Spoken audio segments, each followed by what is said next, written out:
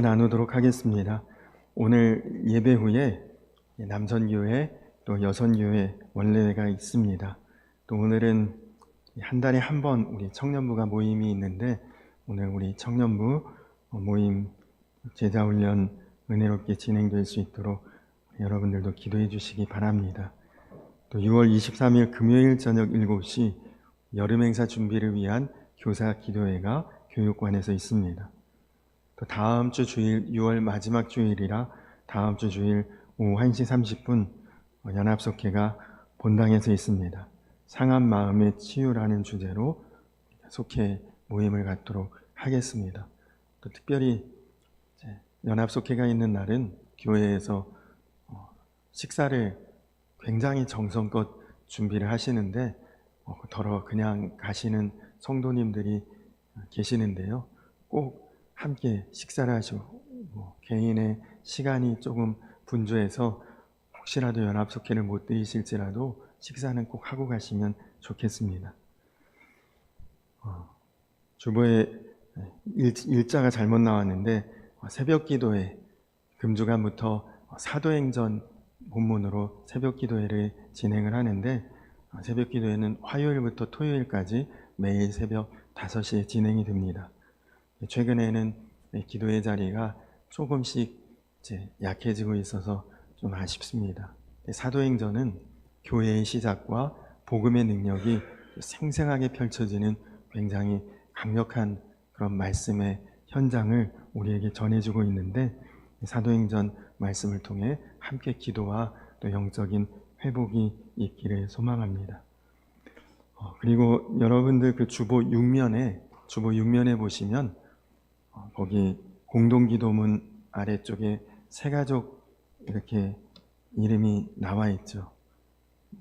박병구 집사님, 한정순 집사님, 성수자 권사님 식당에서 자주 이렇게 식사를 하시면서 권사님과 교제하시다가 우리 교회를 소개받고 지난주일 예배를 드리시고 등록을 하셨습니다.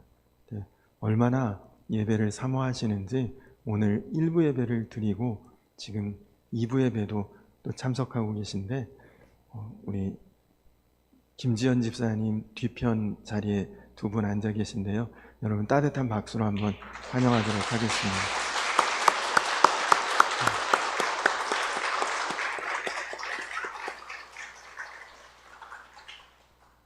그리고 교회학교의 정다정 어린이 다빈이가 인도를 했고 최양자 권사님 댁 위편에 우고리에 살고 있는 어린이입니다. 두 분 집사님과 다정이 우리 친구가 성관교회에서 신앙생활 잘하고 뿌리 내리고 열매 맺고 은혜 받고 신앙생활 기쁘게 하실 수 있도록 여러분들께서도 많이 기도해 주시기 바랍니다. 이 시간에는 사랑속 나오셔서 특별 찬양 하시겠습니다.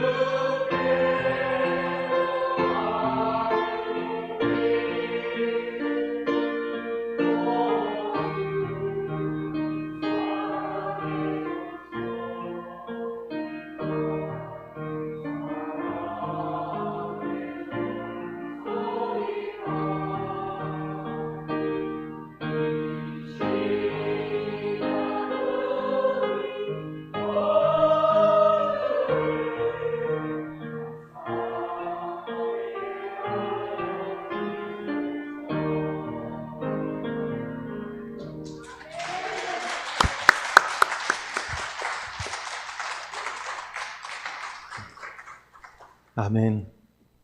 우리 사랑속회가 사랑의 종소리 찬양을 얼마나 사랑스럽게 불러주셨는지 아멘 소리가 굉장히 크네요. 우리 다시 한번 크게 박수 한번 드릴까요?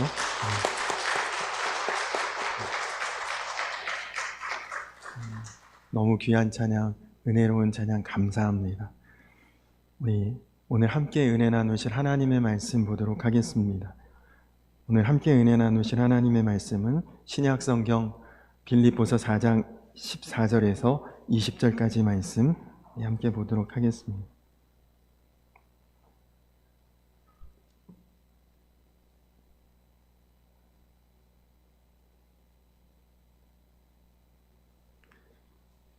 빌립보서 4장 14절에서 20절까지 말씀 저하고 여러분들 한 절씩 교독하도록 하겠습니다. 그러나 너희가 내 괴로움에 함께 참여하였으니 잘하였도다.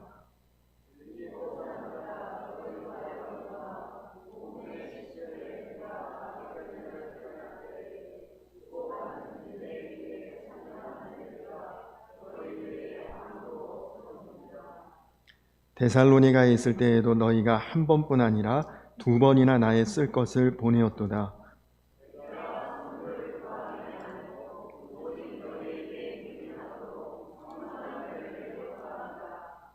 내게는 모든 것이 있고 또 풍부한지라 에바브로디도 편에 너희가 준 것을 받음으로 내가 풍족하니 이는 받으실 만한 향기로운 제물이요 하나님을 기쁘시게 한 것이라.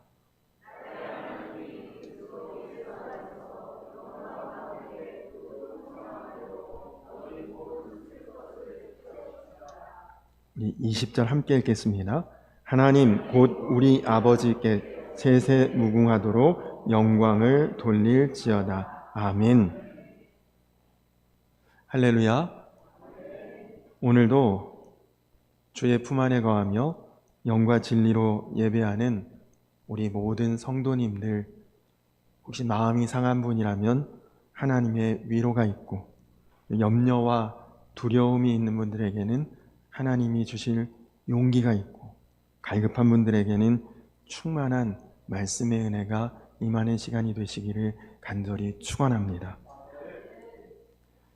사람에게는 각자 나름대로 민감한 부분이 있습니다. 배움이나 학벌에 민감한 사람 혹은 관심이 많은 사람 있죠. 또 외모나 생김새에 민감하거나 관심이 많은 사람, 혹은 어떤 가족이나 관계나 그 사람 배경에 관심이 있거나 민감한 사람 있습니다. 여러분, 사도 바울에게도 민감한 사안이 있었습니다. 사도 바울에게는 무엇이 민감했느냐? 물질이었습니다. 바울은 자신의 편지의 많은 부분에 신약 성경에 13개 혹은 14개가 사도 바울이 쓴 편지입니다. 이 많은 편지들에 사도 바울은 대부분 물질에 대한 언급이 편지마다 기록되어 있습니다. 오늘 빌립보서 우리가 읽은 이 본문에도 장황하게 사도 바울이 물질에 대한 자신의 관점 혹은 마음가짐, 태도를 우리에게 드러내고 있습니다. 그럼 바울이 돈에 욕심 많은 사람이냐? 그렇지 않습니다. 사도 바울은 자비량 선교로 아주 유명한 사람입니다. 자기가 자기 생계, 자기 삶의 수단을 스스로 책임지고 복음은 어떤 지원이나 후원도 받지 않고 스스로 행하는 자비량 선교. 사도 바울이 그렇게 복음을 전하고 선교 활동을 했던 것이죠. 데살로니가전서 2장 9절에 이렇게 말씀합니다. 형제들아, 우리의 수고와 애쓴 것을 너희가 기억하리니 너희 아무에게도 누를 끼치지 아니하려고 밤과 낮으로 일하면서 너희에게 하나님의 복음을 전파하였노라. 아무에게도 어떤 피해를 주거나 또 어려움을 주지 않기 위해서 내가 스스로 밤낮으로 일하면서 복음을 전했다. 그럼 무슨 일을 했을까요? 사도 바울은 굉장히 지적인 사람이고 수준 있는 사람이고 지식도 그리고 학식도 풍부한 사람이었지만 그가 외지에 나가서 자기 지식이나 또 학식이나 이런 것으로 사람들을 통해 돈벌이가 어려우니까 몸으로 하는 일을 했습니다. 그게 뭐냐? 천막 짓는 일을 했거든요. 천막을 손수 짓고 그것으로 노동하고 그래서 돈을 벌고 그것으로 복음을 전하는 일을 사도 바울이 했습니다. 그렇다면 여러분, 왜 사도 바울은 어디에서 누군가에게 후원이나 지원을 받지 않고 굳이 이렇게 고생하면서 스스로 자비량 선교를, 스스로 복음을 전하면서 수고하고 애를 썼을까요? 사실 복음 전하는 사람은 그 지역의 교회와 또 성도들에게 섬김을 받을 권리가 있습니다. 예수님께서 말씀하셨죠. 예수님께서 누가복음 10장 7절에 그 집에 유하며 주는 것을 먹고 마시라. 일꾼이 그 삭슬을 얻는 것은 마땅하니라. 네가 어느 곳에 가서 복음을 전할지라도 복음 전하는 한은 거기서 주고 그리고 너에게 제공하는 것 당연히 받을 권리가 너에게 있다. 주님도 그렇게 말씀하셨거든요.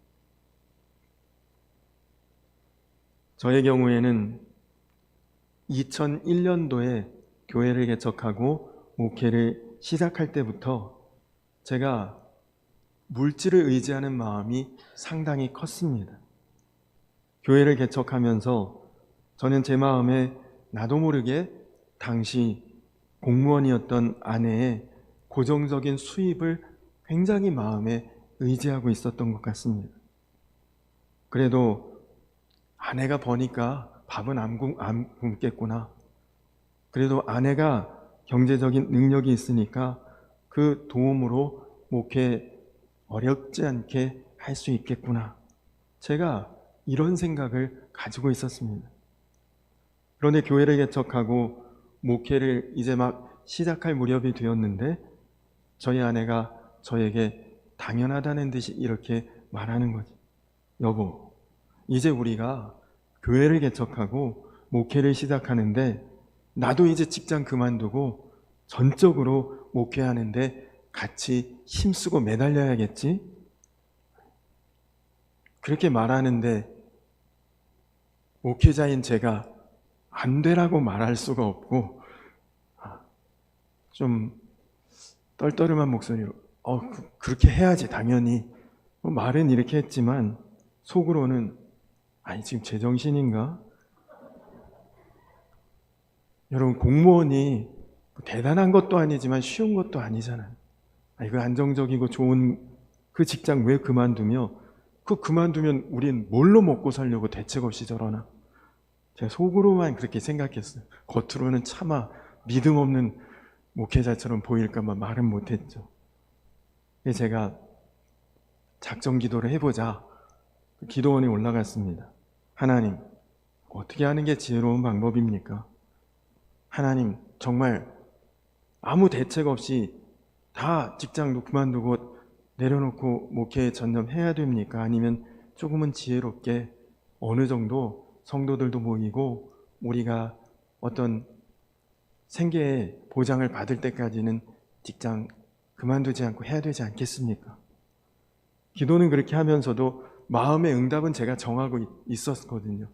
직장 그만두는 거 아니라고 응답하시겠구나. 근데 놀랍게도 주님이 저에게 주신 응답은 이것이었습니다. 너는 정말 주의 종이 되고 싶으냐? 그런데 네가 내 종이 맞느냐? 내가 내 주인이라는 것에 어떻게도 그렇게 자신이 없느냐? 그런 응답이 저에게 확 오는 것입니다. 내가 가만히 생각해 보니까 목회를 한다고 하는 사람이 하나님보다 다른 것에 더 의지하고 있는 마음이 강한 것을 깨달았습니다. 예수님보다도 내가 물질을 더 의지하고 있구나. 생각해 보니까 나도 모르는 사이에 실제로 나는 주의 종이 아니라 물질의 종으로 살고 있고 또 그런 마음으로 목회를 하려고 했던 것이다. 야, 이거 해결하지 못하면 어디서 내가 주의 종이라는 말도 함부로 못하겠구나. 그래서 그때부터 제 마음에 주님, 저 물질 의지에서 목회를 해보겠다든지 또 물질로 목회의 길을 열어보겠다든지 하는 마음 하나님 앞에 내려놓겠습니다. 저는 주님의 종입니다. 그렇게 다짐하고 그때부터 아주 제가 제 스스로에게 체면을 걸었습니다. 나는 주의 종이지.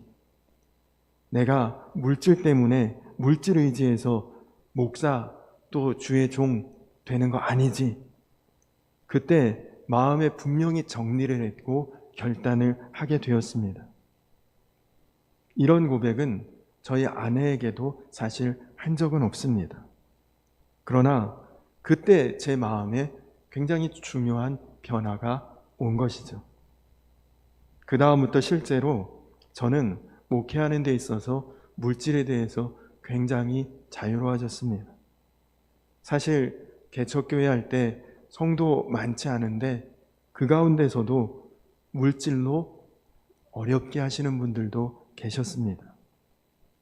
물질의 영향력 가지고 교회에서 조금 과시하려고 하고 유세하려고 하는 그런 성도님들도 계셨지만 그런 거 초월할 수 있고 넘어설 수 있고 그리고 그런 것들을 다 과감히 이겨낼 수 있는 힘이 그때 물질을 내려놓으면서 주님께서 저에게 부어주신 마음입니다.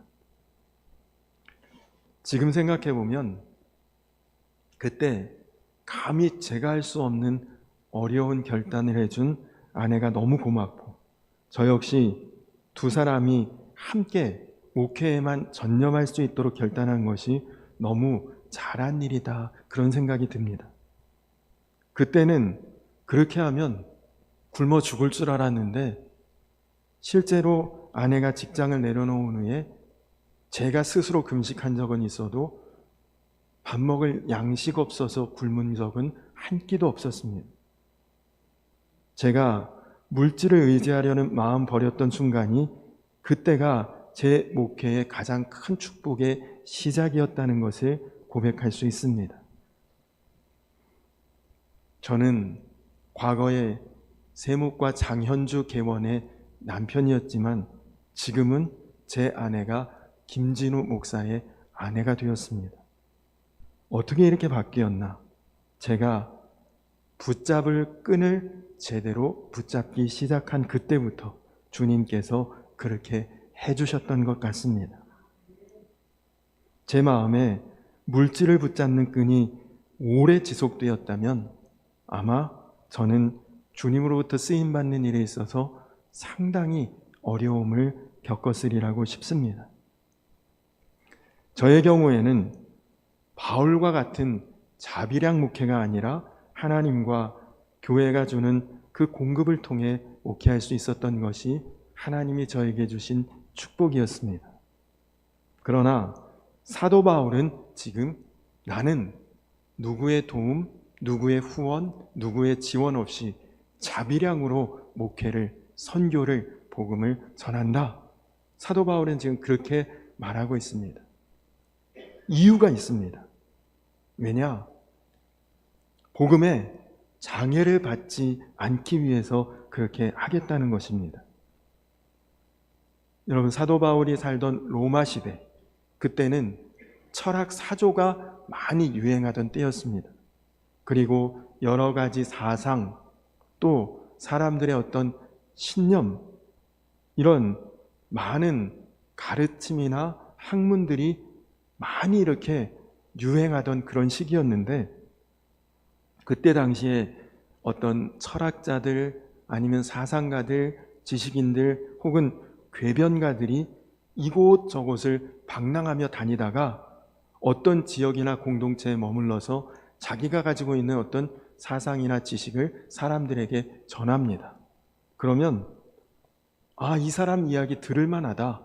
이 사람 가르침 괜찮다. 그럼 이제 그 지역 공동체가 그 사람에게 돈을 줘요. 뭐 지금으로 치면 월급 같은 거죠. 그렇게 사례를 지불하고 그리고 살 수 있는 어떤 것들을 제공하면서 우리 지역에 머물면서 우리에게 좋은 가르침을 좀 달라. 그래서 그런 사람은 그런 지역에서 머물면서 숙식을 제공받고 사례를 제공받고 자기 지식을 가르치다가 이제 가르칠 게 없으면 또 다른 지역으로 떠나서 또 다른 지역에서 그런 일들을 행하는 거죠. 심지어 마술사, 주술사, 점치는 사람도 이런 방식으로 자기의 어떤 능력 같은 것을 보여주고 먹을 것이나 어떤 생계의 그런 수단을 제공받았습니다. 결국 학문이나 미신을 주고 대신 물질을 공급받는 그런 것이 굉장히 보편적인 시대였는데 사도 바울이 그런 것을 보면서 내가 복음을 전하는데 사람들이 그거 들을 만한 얘기네. 우리가 돈 줄 테니 여기서 좀 머물면서 당신가 알고 있는 그 지식이나 가르침 우리에게 좀 전해주시오. 만약 이렇게 된다면 자기도 그 수많은 사상가들, 철학가들 혹은 점치는 사람들이나 이런 사람들 중에 한 사람으로 보여진다는 거죠. 돈 받고 이야기하는구나. 돈 때문에 어떤 사상이나 자기 철학이나 지식 가르치는 그런 사람이구나. 그런 인식이 자기에게 생길까 봐 나는 돈 받고 복음 전하지 않겠다. 복음을 위해서 나는 자비량으로 내 스스로 일하면서 복음 전하겠다. 사도 바울이 그래서 이제 자기가 자비량으로 복음을 전했던 것입니다. 값없는 은혜, 진리의 복음이 값싸고 어떤 싸구려 돈으로 대가를 받고 전해지는 그런 것이 되기를 나는 원치 않는다. 사람들이 얼마 되지 않는 그런 사례 지불하고 복음을 돈 주고 사려는 그것을 사도 바울은 마음에 견딜 수가 없었던 것이다. 복음 앞에서 여러분 우리는 그저 놀라운 은혜에 감사하고 빚진 자의 마음으로 머리 숙이고 있을 것뿐인데 정말 하나님 보시기에 그야말로 미미한 물질 혹은 시간 혹은 재능을 하나님 앞에 내놓았다고 행세하려고 든다? 사도 바울이 볼 때 가슴 아픈 일이죠. 여러분, 우리를 값없이 받아주시고 우리의 모든 죄를 사하시고 우리에게 영생을 주시고 우리에게 십자가 보혈의 그 놀라운 죄사함의 선한 역사를 주신 하나님의 은혜에 비하면 여러분이 드리는 물질, 여러분이 드리는 시간, 여러분이 드리는 어떤 재능이나 헌신, 그렇게 대단하다고 우리가 감히 말할 수 있을까요? 그런데 마치 그것이 엄청난 것처럼 때로는 교회 안에서 때로는 신앙 공동체 안에서 내가 이 정도 하는 사람이야 유세하려는 주인 노릇하려고 하는 그런 마음, 사도 바울이 그거 안 된다는 것입니다. 여러분, 그래서 바울은 인간의 공로 조금 더 내세우지 못하다. 세상의 권세에 휘둘리지 않도록 깨끗하게 아예 나는 물질 안 받겠다. 그리고 정말 복음다운 복음, 진리의 복음, 하나님의 은혜 내가 제대로 전하겠다. 이게 사도 바울의 자비량 선교의 원칙이었습니다. 바울은 내가 죄인 중에 괴수요 정말 만물의 배설물같이 버려진 자였지만 하나님이 나를 택하시고 하나님이 나를 자녀 삼으시고 하나님이 그런 나를 택하셔서 복음 전하는 자로 사용하시는 그것만으로도 나는 감사하다. 그것이 내 자랑이고 그것이 내 상급이다. 사도 바울은 그렇게 말했습니다. 아무런 대가를 받을 게 없다.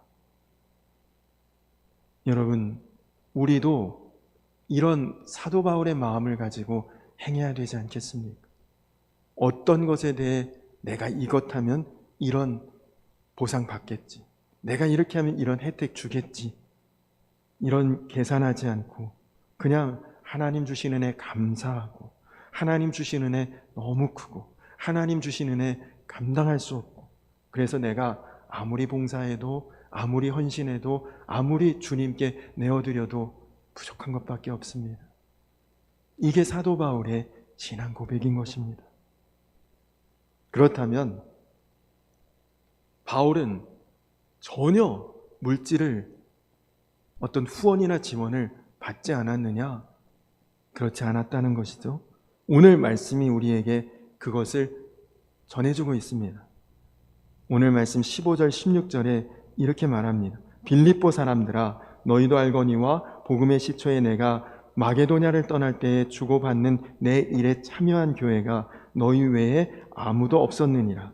데살로니가에 있을 때에도 너희가 한 번, 두 번 나의 쓸 것을 보내었노라.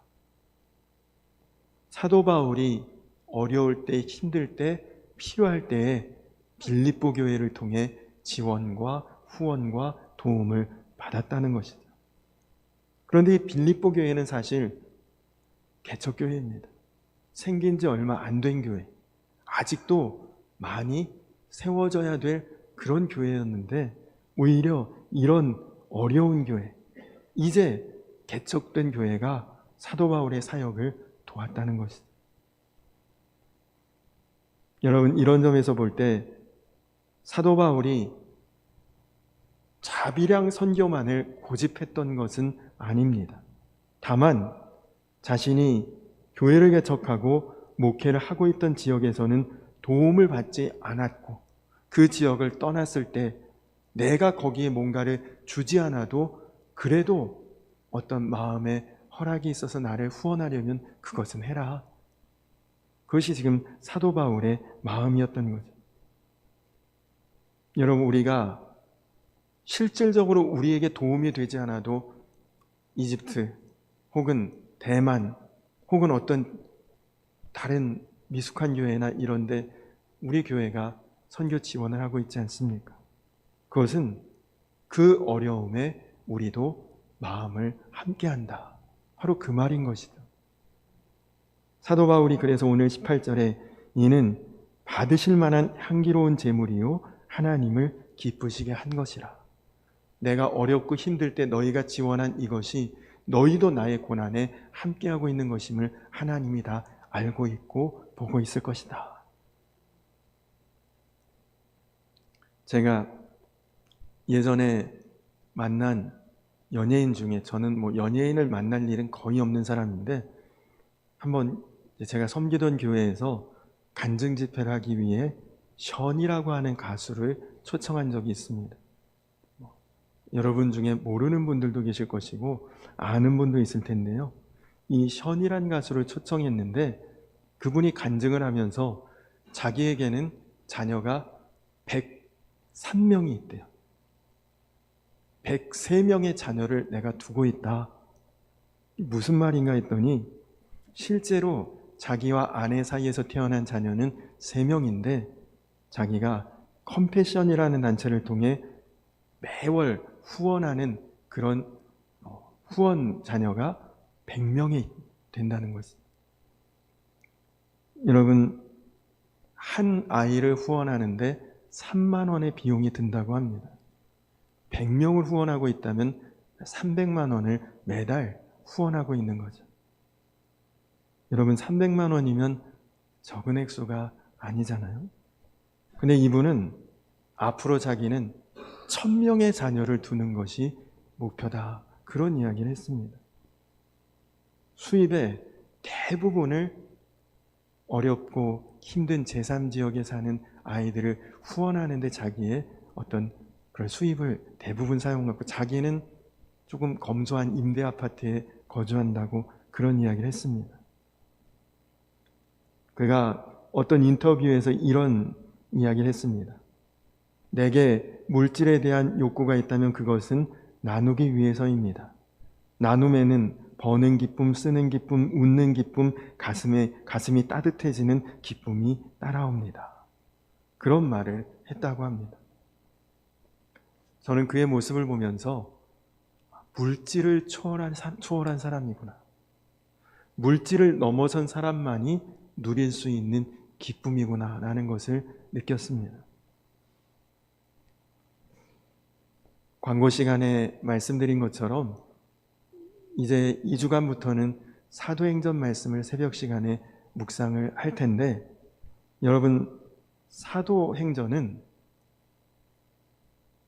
오늘 우리가 읽고 있는 이 빌립보 교회와 같이 초대교회의 역사와 기사와 또 복음의 능력을 전하는 그런 말씀이 나옵니다. 그런데 여러분, 이 사도행전의 제일 앞부분에 물질 때문에 시험 들었던 그런 장면이 딱 나오는데요. 사도행전 5장에 보면 아나니아와 삽비라라는 부부가 나옵니다. 이 부부가 물질로 인해서 넘어진 사람들입니다. 문제는 이 두 사람이 믿음이 좋은 사람들이었다는 것입니다. 여러분, 믿음 없는 사람이라면 굳이 재산을 팔아서 교회에 그 재산을 헌금할 마음을 누가 가졌겠습니까? 근데 여러분, 이게 무섭다는 거예요. 믿음이 전혀 없거나 아예 뭔가 모르는 상태다, 이것이 문제가 아니라 적당하게 믿는 마음, 이것이 무서운 마음입니다. 아나니아와 삽비라가 재산을 다 처분했습니다. 왜냐? 교회에 내고 싶었거든요. 근데 아나니아와 삽비라 이전에 그렇게 한 사람이 있어요. 그 앞에 4장에 보면 바나바라고 하는 사람이 나오는데, 이 사람이 자기 재산을 다 팔아 교회에 온전히 헌금하고 그것이 교회의 모든 어려운 사람이 다 함께 나누어 쓸 수 있는 그런 물질이 되었다. 여러분, 바나바가 정말 거듭난 사람임을 알 수 있죠. 그런데 이 아나니아와 삽비라에게 누가 너희도 재산 좀 다 팔아서 헌금 좀 해봐라 강요한 사람 아무도 없었습니다. 그냥 자기들 마음에 자발적으로 우리도 좀 그렇게 해볼까? 그 재산 다 팔았어요. 그리고 하나님 앞에 전 재산을 다 드리려고 하다가 보니까 갑자기 마음에 걱정이 생기는, 이거 다 하나님 앞에 드리면 그 다음부터 우리는 어떻게 살지? 갑자기 마음에 염려 생기고 걱정 생기고 순간 제정신이 돌아오고 나니까 이거 다 드리면 안 되겠는데? 처음에는 영적 감동이 있어서 그렇게 하려다가 인간적인 마음이 드니까 현실이 그게 아닌 거죠. 근데 여러분, 뭐가 제정신 차리는 것입니까? 다 드리면 못 먹고 살겠네, 이게 제정신 차리는 것입니까?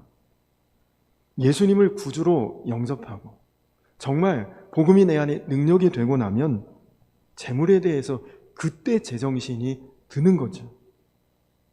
여러분, 제정신 아닐 때가 돈 있어야 우리가 살 수 있다, 이거 제정신 아닌 거죠. 많이 가져야 복인 줄로 알고. 근데 여러분, 많이 가진 사람 중에 진짜 그렇게 행복한 사람 있던가요? 많이 가진 사람 중에 단란하고 행복하고 화목하고 축복의 가정 그렇게 유지하는 사람 있던가요? 많이 가진 가정이 대부분 파탄나고 분열되고 어렵고 가정 힘들고, 여러분, 우리나라 재벌 가정들 한번 자세히 보십시오. 그렇게 건전하고 건강하고 행복한 가정들이 있었나? 예수님을 정말 마음에 영접하고 제정신이 들면 돈보다도 물질보다도 무엇이 더 중요하고 무엇이 더 귀하고 무엇이 더 우리가 추구해야 될 것인지가 그때야 제정신이 드는 것 아닙니까? 바나바가 그걸 알았습니다. 그래서 교회에 그 재산을 헌금을 했는데요. 여러분, 초대교회가 지금까지, 초대교회 2000년 전에 있었는데 지금까지 이어져 온 교회 역사상 그런 교회가 없잖아요. 하루에 5,000명이 변화되고 3,000명이 세례받고 복음의 능력이 임하고, 그런 교회가 어디 있습니까 지금? 근데 초대교회에 어떤 일이 있었기에 이렇게 초대교회가 능력 있는 교회가 되었고 진짜 복음의 교회가 됐습니까? 물질에 시험 들지 않았기 때문에 그랬던 거거든요. 부자는 가진 재산 다 헌금합니다. 그것도 대단하죠. 우리 부자 아닌데도 그렇게 못하는데, 부자가 가진 거 다 헌금한 것도 대단한 믿음입니다. 더 큰 믿음은 무엇인지 아십니까? 가난한 사람들이 교회에 많았는데 가져갈 만큼 가져가라고 줘요. 근데 서로 가져가겠다고 싸우고 다투고 분열하고 지옥 같은 전쟁이 일어난 게 아니라 난 이만큼만 있으면 돼. 서로 가져갈 만큼 가져갔는데도 교회에 물질의 어려움이 없었다. 이게 사실은 더 큰 믿음인 거죠. 누구나가 욕심이 다 극복이 되는 그런 초대교회의 그런 놀라운 역사가 바로 초대교회의 복음의 능력이었던 것입니다. 다 재산 내놓는 것도 대단하고 필요한 만큼만 가져가는 것도 대단한 믿음이었죠. 그러니까 교회 안에 없다는 사람이 없어요. 가난한 사람도 없고 다 쓸 수 있을 만큼 살 만큼 다 같이 그렇게 살게 되는 복음의 역사가 이러니 얼마나 담대합니까? 끌어다가 죽인데도 복음을 전하지 않고는 견딜 수가 없는. 여러분, 복음이 임하면 약간 개선되는 것이 아니라 완전히 변화되는 것입니다. 여러분 마음에 정말 예수님의 복음이 여러분의 인생을 조금 개선시키는 정도가 아니라 완벽하게 완전하게 변화되는 역사로 일어나기를 간절히 축원합니다. 제가 오래전에 미국의 뉴욕을 방문한 적이 있습니다. 근데 뉴욕에 갔을 때 꼭 가보고 싶은 곳이 있었습니다. 뉴욕은 굉장한 관광도시거든요. 여러분 영화 킹콩에 나오는 그 높은 빌딩, 엠파이어 스테이트 빌딩 뉴욕에 있는 거군요. 또 우리가 자주 보는 자유의 여신상도 뉴욕에 있습니다. 세계에서 제일 큰 도심의 공원이라는 센트럴 파크 또 뉴욕에 있습니다. 그런데 저는 꼭 가보고 싶었던 곳이 옛날에 항공기 테러로 쌍둥이 건물 다 무너져 내리고 그 비참한 사태가 일어났던 그곳에 한번 꼭 가보고 싶었거든요. 제가 갔을 때는 이미 9.11 테러가 일어난 지 10년쯤 지난 때라 건물에 잔해나 무슨 그런 흔적은 다 없어지고 거기에 그냥 공원이 이렇게 조성되어 있더라고요. 공원 이름이 그라운드 제로라는 그런 이름으로 공원이 세워져 있습니다. 아무것도 남지 않았다. 그런 뜻이거든요. 근데 그 공원에 보니까 커다란 비석이 있는데 그 비석을 자세히 보면 사람 이름이 쓰여 있습니다. 제가 세보진 않았는데 안내하시는 분이 2792명의 명단이 쓰여 있대요. 그 명단의 제일 꼭대기에는 9.11의 영웅들 그런 제목으로 그 2792명의 이름이 쓰여져 있는데 근데 여러분 매년 9.11 기념식을 한답니다. 그런데 그 9.11 기념식 할 때마다 2792명의 이름을 처음부터 끝까지 다 부른대요. 기념식 때. 그렇게 기념식이 얼마나 지루하고 길겠어요? 근데 사람들 중에 기념식에 참석해서 지루하고 답답하게 왜 다 이름 부르나 그런 사람 아무도 없답니다. 그런 사람은 그 사건의 의미를 모르는 사람이죠. 여러분 그 9.11 테러로 가족 중에 어머니나 혹은 아버지나 남편이나 아내나 아들이나 딸이나 누군가를 잃은 사람이 그 기념식에 참석해서 내 관계된 그 사람 이름이 딱 불려질 때 그때 감정, 느낌이 어떨까요? 다른 사람은 몰라도 그 사람은 통곡할 일 아니겠습니까?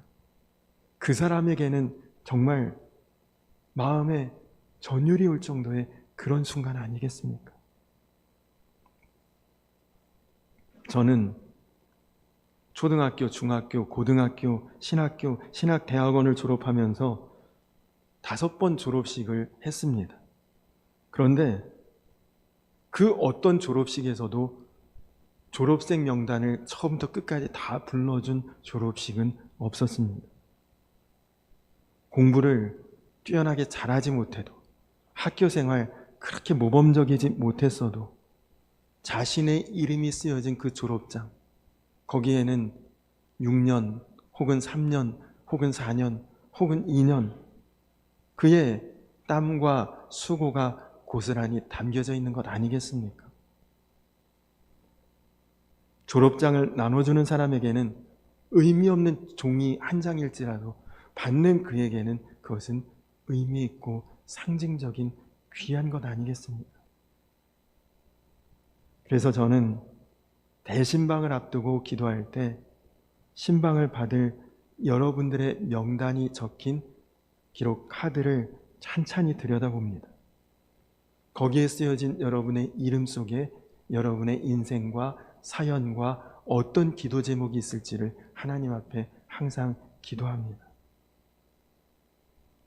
여러분, 그렇습니다.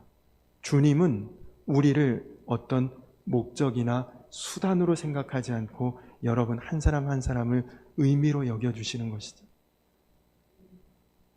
주님은 여러분의 인생을 하시고 여러분의 삶을 하시고 여러분의 사연을 하시고 여러분의 기도 제목을 아십니다.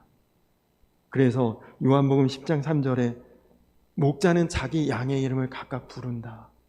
또 누가복음 12장 6절 7절에 그 하나도 놓친 바 되지 않으시고 그 머리카락 하나까지 세신 바 되시는도다. 여러분, 주님은 여러분의 물질을 탐하시는 분이 아닙니다. 여러분의 시간을 빼앗는 분이 아닙니다. 여러분의 어떤 재능이나 헌신을 요구하시는 분이 아닙니다. 여러분 그 자체로서 주님은 여러분을 바라보십니다. 그러나 여러분이 스스로 주님 앞에 기뻐서 행하는 향기로운 제물은 주님께서 기뻐 받으신다는 것이죠. 오늘 사도 바울은 이렇게 고백합니다. 19절에 나의 하나님이 그리스도 예수 안에서 영광 가운데 그 풍성한 대로 너희 모든 쓸 것을 채우시리라. 여러분, 하나님 앞에 여러분의 물질, 시간, 재능, 헌신 하나님께 드려도 여러분 거지 안 됩니다. 하나님은 여러분의 쓸 것을 채우고도 남음이 있으실 분입니다. 먼저 주님의 나라와 주님의 의를 구하는 자에게 모든 것을 더하시고도 남음이 있는 주님이실 줄로 믿으시기 바랍니다. 여러분, 바울처럼 주님을 위해 드리고 나누고 바치고 사용하고 그러면 거덜날 것 같고 가난해질 것 같은데 그렇지 않습니다. 오히려 영적으로 부유해지고 그리고 물질적으로도 풍요해지는 것, 어느 복음성가 가사처럼 쓰고 빌려주면 풍성해져 땅 위에 가득하게 되는 그것이 하나님의 원리이고 법칙인 줄로 믿으시기 바랍니다. 간절히 바라기는 요즘 세상 최고의 가치, 황금 만능주의, 외모 지상주의, 여러분 거기에 물들지 마시고 오늘 이 빌립보 교회와 같이 그리고 사도 바울과 같이 여러분 십자가의 능력으로 복음의 능력으로 여러분 세상을 그리고 여러분 자신을 조금 개선시키는 정도가 아니라 복음의 능력으로 완전히 변화되고 그래서 여러분 인생이 하나님 앞에 향기로운 제물과 같은 그런 삶이 되시는 저와 우리 모든 성도님들 되시기를 주님의 이름으로 간절히 축원합니다. 우리 이 시간 다 자리에서 일어서서 나 가진 재물 없으나 이 찬양 함께 찬양 부르신 후에 오늘 준비하신 예물 봉헌하고 오늘 말씀을 기억하고 함께 기도하고 예배를 마치도록 하겠습니다.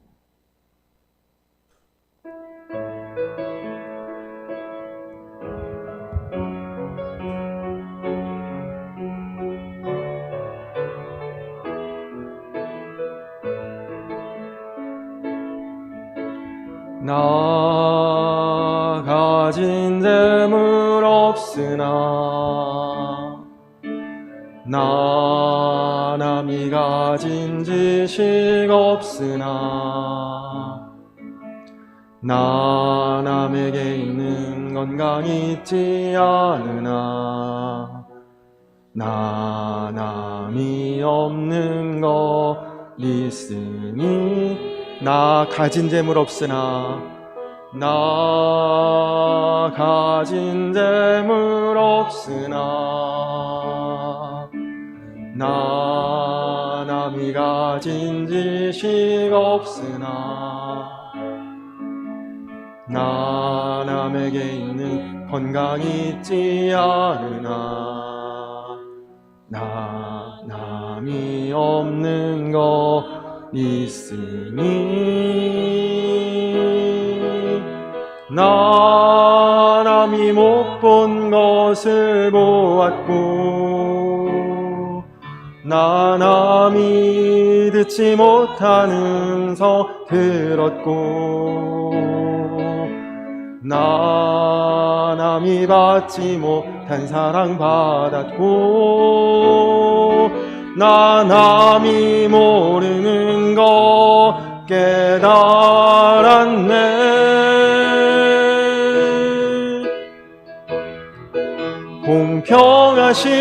공평하신 하나님이 나 남이 가진 건 나 없지만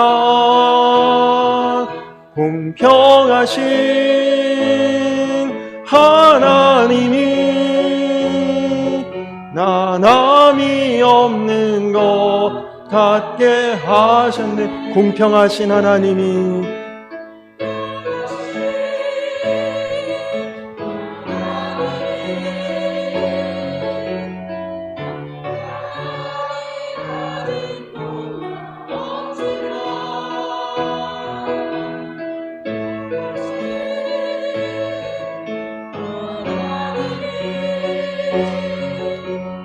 남이 없는 것 같게 하셨네. 우리 이 시간 나같이 기도하겠습니다. 우리 이 시간 나같이 기도하실 때 하나님 정말 이제 물질의 욕심도 내가 이길 수 있는 삶이 되게 하여 주시옵소서. 하나님 정말 내 삶을 통해 초대교회와 같이 은혜가 드러나고 복음의 능력이 드러나고 하나님 정말 전적으로 하나님 바라보고 의지하고 그래서 하나님 나를 통해 뭔가 다른 모습이 보이는 그저 교회 다니고 신앙생활하니 약간의 남들과 개선된 모습 정도가 아니라 정말 주 안에서 완전히 달라지고 완전히 변화되고 완전히 새로워지고 정말 세상을 변화시키는 하나님 향기로운 재물 같은 그런 삶을 살게 하시고 그런 인생 되게 하여 주시옵소서. 우리 이 시간 나같이 기도하시고 또 이제 우리 성광교회 새가족으로 등록하신 우리 박병구 집사님, 한정순 집사님, 정다정 어린이 우리 교회 안에서 뿌리 내리고 신앙생활 열매 맺으며 기쁨으로 해나가실 수 있도록 중보기도해 주시기 바랍니다. 우리 다같이 주여 한번 부르고 기도하겠습니다. 주여! 살아계신 아버지 하나님, 주님 감사합니다. 하나님, 우리가 참 연약하고 부족합니다. 우리 손에 쥔 것, 그것이 전부인 줄 알고 살아갑니다.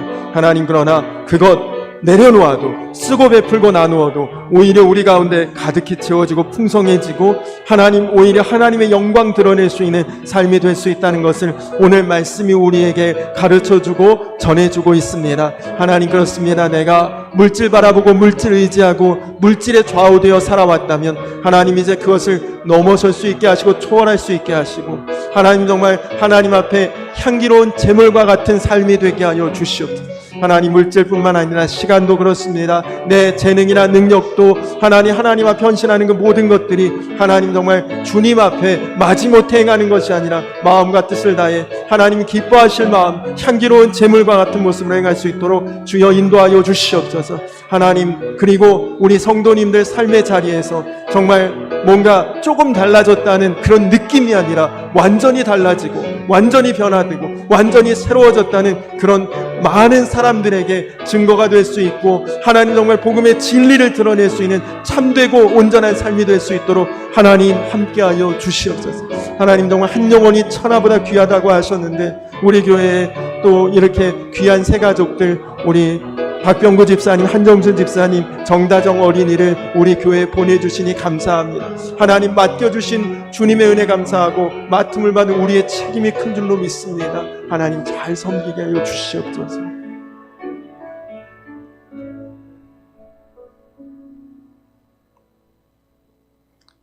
이는 받으실 만한 향기로운 제물이요 하나님을 기쁘시게 하는 것이라. 나의 하나님이 그리스도 예수 안에서 영광 가운데 그 풍성한 대로 너희 모든 쓸 것을 채우시리라. 살아계신 아버지 하나님, 우리가 살면서 우리 마음 어디에 가장 의지하고 살아갑니까? 우리가 무엇을 가장 크게 여기고 살아갑니까? 하나님, 주님보다 우선되는 것 없게 하시고 주님보다 더 크게 바라보거나 의지하는 것 없게 하여 주시옵소서. 주님, 그것까지도 우리가 넘어설 수 있는 복음의 능력 안에 거하게 하여 주시옵소서.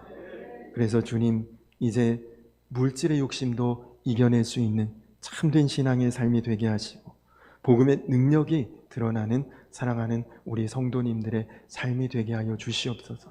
정말 황금만능주의, 외모지상주의, 눈에 보이는 것만 추구하는 세상에서 우리가 정말 완전히 다르고 완전히 새로운 모습의 증인으로 살아가는 사랑하는 우리 성도님들, 정말 주님 앞에 향기로운 제물이 될 수 있는 우리 성도님들 다 되게 하여 주시옵소서.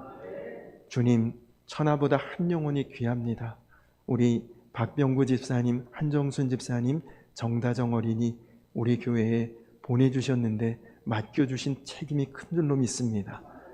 정말 기도로 섬기고 이곳에서 뿌리 내리고 영적 열매를 맺으며 기쁨으로 신앙생활 승리해 갈 수 있도록 주여 함께하여 주시옵소서. 이제는 우리를 죄에서 구원하신 우리 구주 예수 그리스도의 크신 은혜와 아버지 되신 하나님의 놀라우신 사랑과 하나 되게 하시는 성령의 교통하심이 이제 세상에서 하나님 앞에서 향기로운 제물로 드려지기를 소원하는 사랑하는 모든 주의 백성들 위해 이제로부터 영원토록 함께하여 주시기를 간절히 축원하옵나이다. 아멘.